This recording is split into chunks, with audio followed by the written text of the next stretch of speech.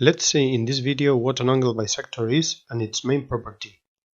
If we have this angle A formed by some straight lines R and S that meet at point A, the vertex of the angle, we can say that this straight line V is the angle bisector of angle A if it divides it into two congruent angles.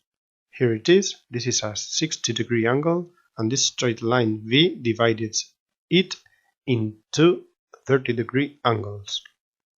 However, a more precise definition of angle bisector, and its main property too, is that the angle bisector is the straight line where each point is the same distance to the lines that form the angle.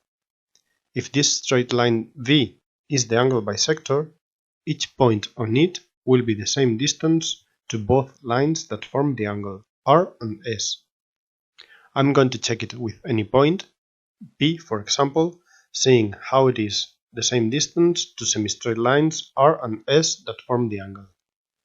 In order to find out the distance from point P to straight line R, we have to draw a perpendicular straight line to line R that goes through point P.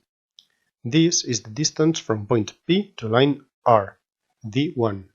Now I am going to find out the distance from point P to straight line S, drawing a perpendicular straight line to this line S that goes through point P. This distance and this one have to be congruent. I can check it with the compass. Here it is, precisely the same. And the same happens with any other point, for example this point Q, which should be the same distance to lines R and S that form the angle 2. The distance from point Q to line R has to be found in perpendicular, drawing a perpendicular line to line R that goes through point Q. This is the distance from point Q to line R, D2. And the distance from point Q to line S is also drawn in perpendicular. This one is the distance from point Q to line S. Since point Q belongs to the angle bisector of angle A, these two distances must be the same. Here it is, both distances are congruent. So, the angle bisector of an angle is the straight line where each point on it is the same distance to the straight lines that form the angle.